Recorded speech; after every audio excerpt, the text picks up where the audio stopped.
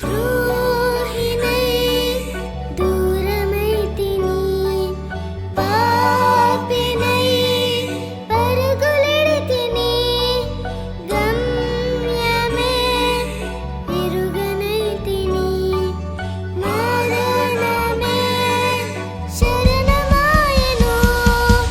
ఎంతో ప్రేమించితివి,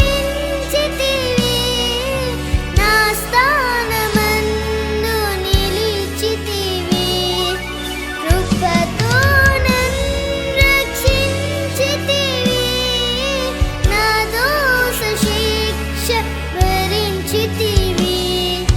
నా చిలిమి కోరి నీ కలిమి వీడి, నా చెంత చేరావు శ్రీమంతుడా.